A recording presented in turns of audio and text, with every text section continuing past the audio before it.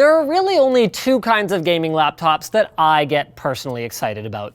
The massive, power-hungry, mind-blowingly fast supercar class ones like this dual GTX 1080 monster from Sager that I reviewed recently, and the lightweight, thin but still potent class that seems to have emerged as a direct response to the original Razer Blade back in 2013.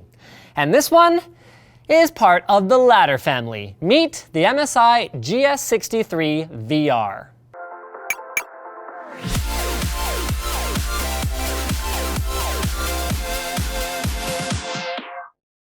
FreshBooks is the super simple invoicing solution that lets you get organized, save time, and get paid faster. Click now at the link in the video description to try it for free.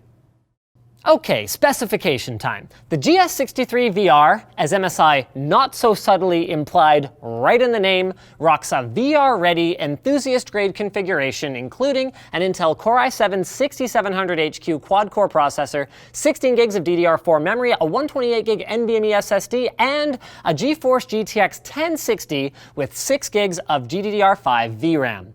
And as expected, they crammed all of this into the same chassis as the GS63VR's GTX 970M equipped predecessor. That means a 1080p 60Hz IPS display whose deep black levels look good, but fail to help it stand out from the crowd with any wow features like touch, higher refresh rates, or G-Sync.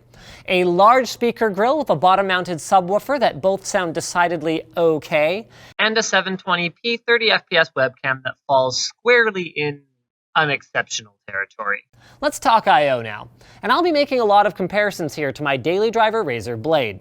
The GS63VR has a bigger screen, so it's both larger, though not as much as you might think thanks to its smaller bezels, and thicker than the Razer Blade. But while this slightly greater Z height means that MSI can't take sexy pictures of it next to dimes, it does allow it to have a built-in Ethernet port. That's one less accessory to buy and carry around, to go along with its otherwise also fairly complete loadout, including standalone Nahimic 2 powered headphone and microphone jacks, 3 USB 3 5GB ports, an SD card reader, and killer gigabit Ethernet on the left, with a power button, USB 2, weird, right?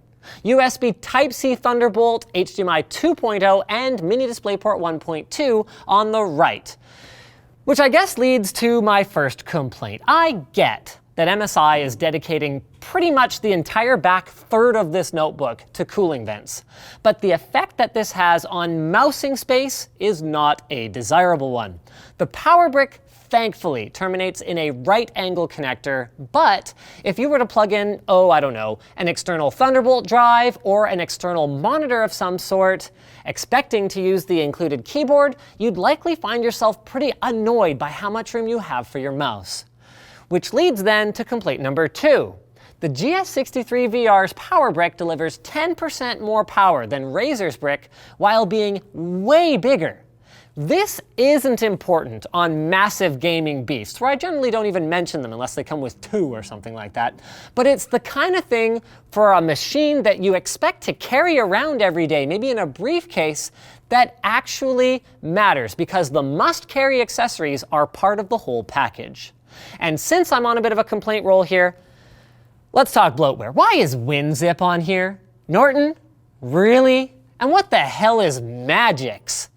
There was so much junk preloaded on this thing that I had no idea to whom my super angry letter about the 100% CPU usage reporting bug should be addressed. I thought maybe the culprit was the killer networking suite, but removing that didn't help. The Windows 10 anniversary update didn't help, and even after a factory reset, the behavior persisted. So I emailed the manufacturer. Turns out it is a feature of Dragon Suite that fools Windows intentionally to keep it from entering a lower power state to speed up data transfers over SATA, M.2, and USB. IMO, that should be disabled by default and come with a warning when you turn it on, because I spent about an hour tearing my hair out trying to fix it. Anyway though, the good news is that was a simple software toggle, and the rest of that stuff can be fixed with a good old-fashioned add remove program's purge. So I'm going to get back into the hardware now. The keyboard is RGB with 3 lighting zones and SteelSeries engine software to handle your macro and key rebinding needs. Having a number pad again is awesome, but I'm still gonna give the keyboard a B. It is quiet, but I personally prefer a sharper tactile bump. Even so though, with a little less deck flex and function up-down arrow reassigned to page up and page down instead of brightness up and brightness down, I would increase that to a B+. With the touchpad falling into a pretty similar category. Two-handed operation works like a charm, and the surface feels good, but I really don't like their acceleration algorithm, and the Elan software doesn't offer much in the way of tuning options out of the box. Let's move on to performance. When Luke said at the GTX 10 series notebook GPU launch event that he was disappointed they wouldn't let him benchmark the 1060, which he thought was the most interesting of the bunch, I think he nailed it. My points of comparison for this video, since this is my first 10 series single GPU notebook, are the GTX 970M in my Daily Driver Blade 14, the last gen thin gaming GPU of choice, and the GTX 980 desktop version in MSI's GT72S Anniversary Edition. And the performance here blows me away, and it should do the same to you. That in a single generation, we've cut the difference between this and this in half. And this is all while showing off some very impressive thermal performance. It's hard to say how much of this is thanks to the GTX 1060 until I get some more samples, and how much is thanks to MSI's approach to cooling, which you can see with our internal shot has them really taking advantage of the extra area inside the GS63VR with 3 fans and many heat pipes on an unusual upside down motherboard configuration. But it works, and MSI even managed to squeeze user upgradable SODIMM slots in there. They aren't easy to get at, but they're in there.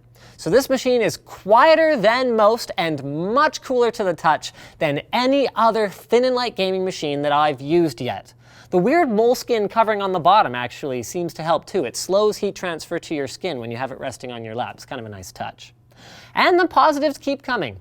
Battery life ain't too shabby either. 1.5 hours while running Crysis 3 is nothing to sneeze at, considering I didn't even crank the brightness down. So bottom line then, while MSI's GS63VR might not be the thinnest or the smallest thin and light gaming machine, it utilizes its extra size very well to deliver more I/O, including Thunderbolt 3, a bigger display, beefy cooling, and a number pad for folks who work as well as play. And thanks to its magnesium lithium alloy chassis, it's slightly lighter even than the Razer Blade. That is to say, if we ignore the obnoxious power brick, while also costing less. I'm not a huge fan of the 120 gig SSD, 1 terabyte hard drive config in this particular unit.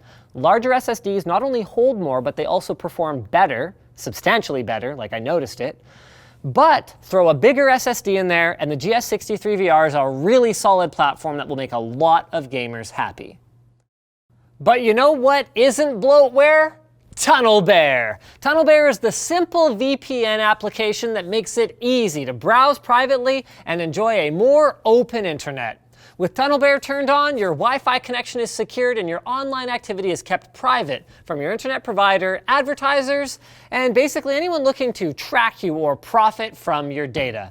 TunnelBear has a top-rated privacy policy and does not log your activity, and most importantly, it is easy to use with a 500 megabyte free trial with no credit card required, so you can see if it's right for you. So check it out at the link in the video description, and if you choose to get a year of unlimited data, you can save 10% by going to tunnelbear.com/LTT. So thanks for watching, guys. If this video sucked, you know what to do, but if it was awesome, get subscribed, hit that like button, or check out the link to where to buy the stuff we featured in the video description. Also linked in the description is our merch store, which has cool shirts like this one, and our community forum, which you should totally join. Now that you're done doing all that stuff, you're probably wondering what to watch next, so click that little button in the top right corner to check out our latest video over on Channel Superfun.